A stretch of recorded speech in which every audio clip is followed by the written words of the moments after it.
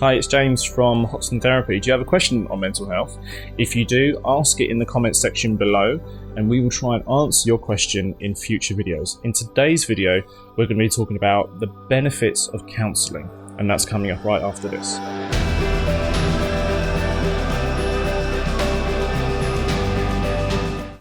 What parts of counselling make it worthwhile?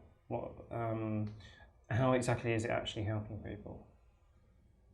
Great question.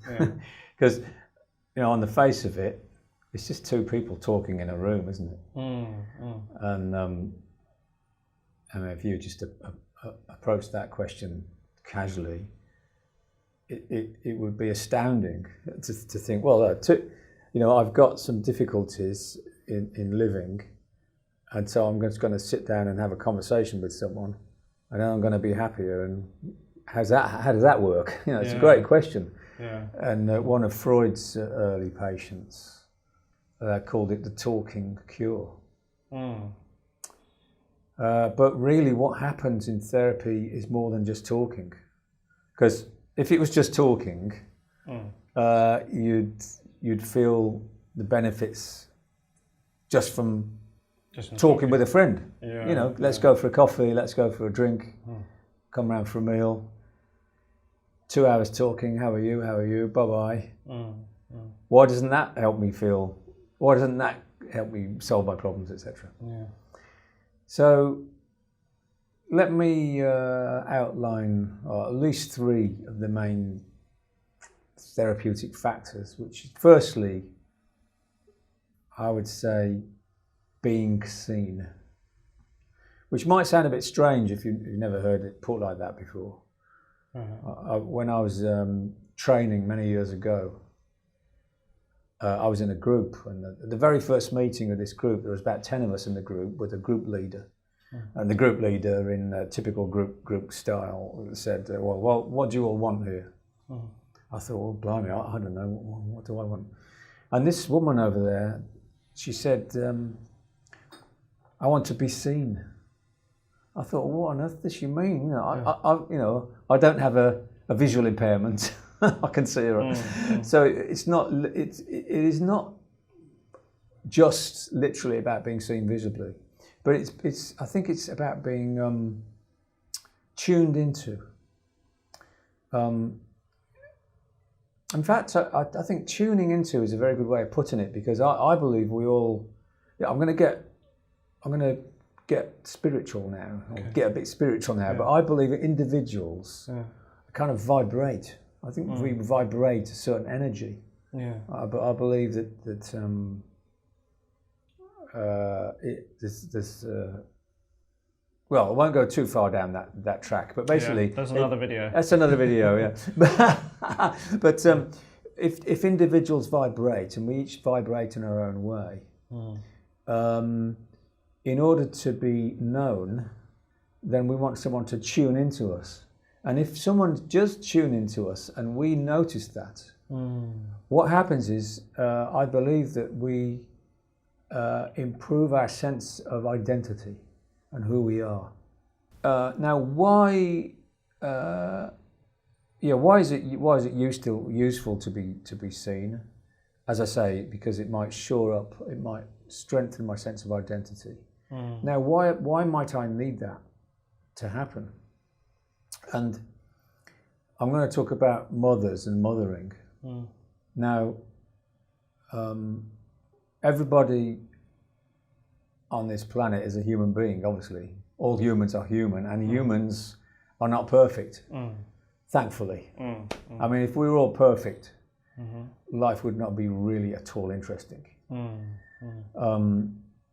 And so, for that reason, mothers are not perfect. There's no such thing as perfect mothering. We know we do our best.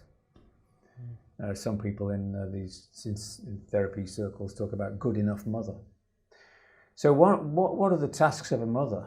And then later on the father, as the baby becomes aware of the father. The mother and the parents, well, I'll put it another way. The baby needs the mother and parents to tune into them to literally physically look at the baby and the child.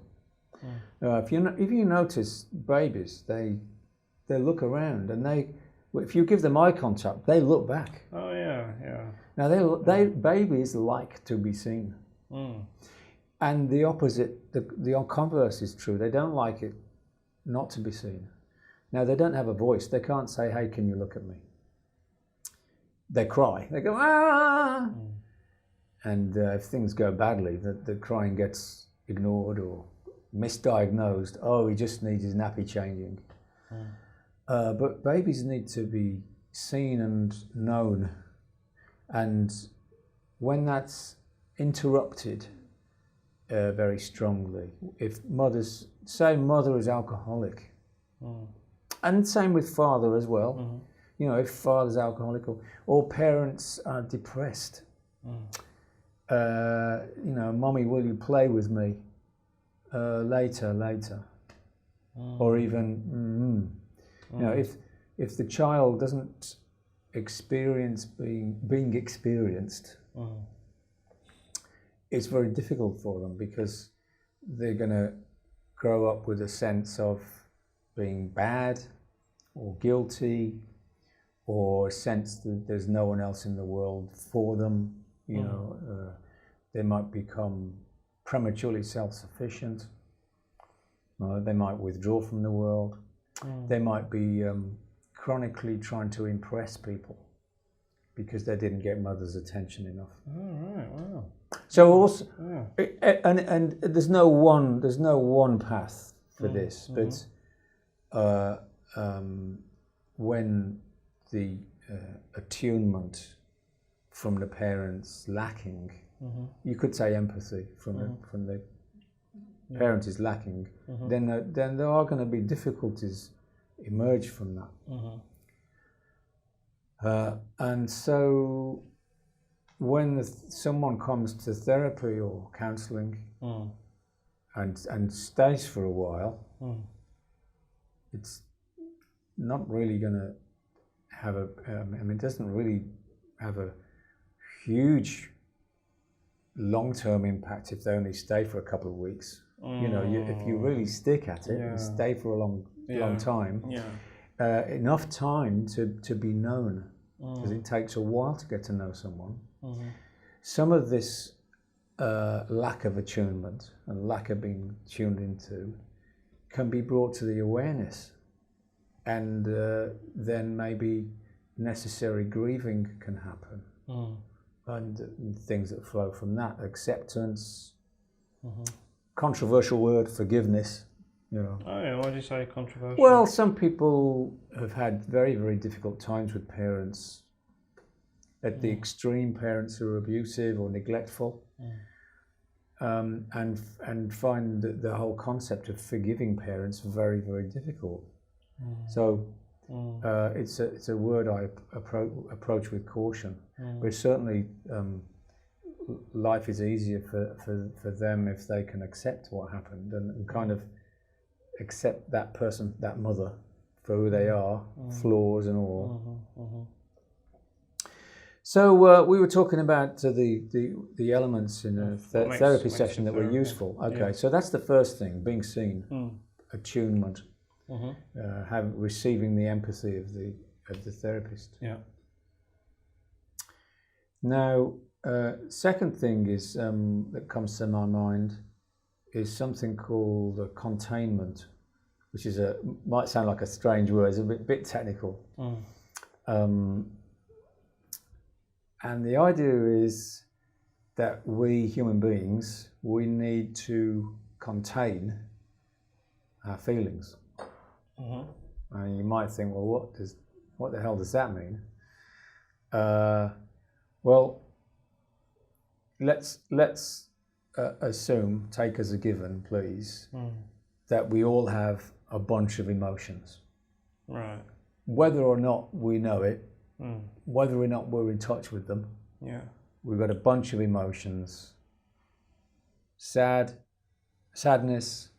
anger, guilt, shame, fear, disappointment, regrets, And then I say the so-called positive ones: anticipation, happiness, contentment, ecstasy, etc. Now, sometimes those feelings are too much for us. If we're in too much in touch with them, they might feel not manageable, and we might want to escape from them. Just as an example, drinking too much alcohol, or being addicted to sex, using prostitutes, or let me say a third example, how do we try to get away from those feelings?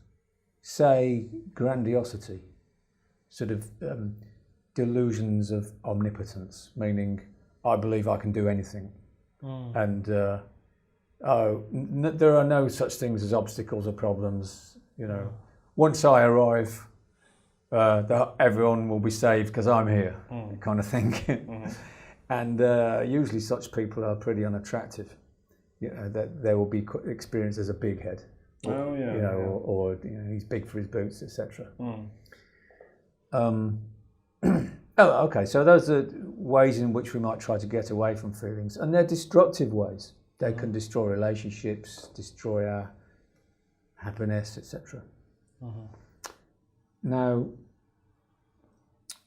what is going to be useful for such a person is to be able to experience those feelings, but not do those destructive behaviours. Right. And in the therapy literature, the expression "act out" is used. So the idea is that when we drink too much, or go to addicted to seeing prostitutes, or are pretending to the world that we can fix everything, then we are acting out. We're acting out on the emotions that we're trying to just deny and push away. So for a happier life, in order to stop doing those things, we need to know these emotions. Now, how do we do that? Well, the idea is the space in a therapy session needs to be reflective. And what do we use to reflect? We use the mind. So our mind is our tool that we use to reflect on who we are. Okay. Now, we can only reflect on who we are if we experience things going on. If we're put it another way, if we're totally numb, we can't really reflect on what's going on for us because we're out of touch with it. And so the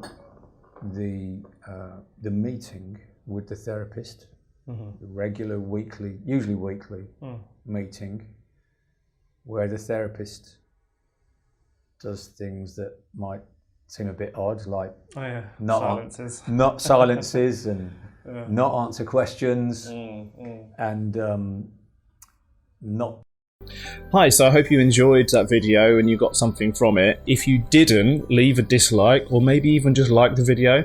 But more importantly, if you've got a question on mental health, maybe it's not related to what you were just watching, maybe there's something else that's been burning inside you for a long time that you just need answers on, but you can't go to therapy for whatever reason, then leave your question in the comment section below and we will try our best to answer your question, whether it's in written form in the comments, or maybe it's a short video on Instagram or a longer video on YouTube. Whatever it is you want to do, whatever it is you want to ask us, leave a comment below and we will try our best to answer your questions in future videos. So whatever you do, please like this video, comment if you liked it, leave a dislike if you didn't like it so we know if you didn't like it, and until next time, stay safe out there. It's like COVID-19 at the moment.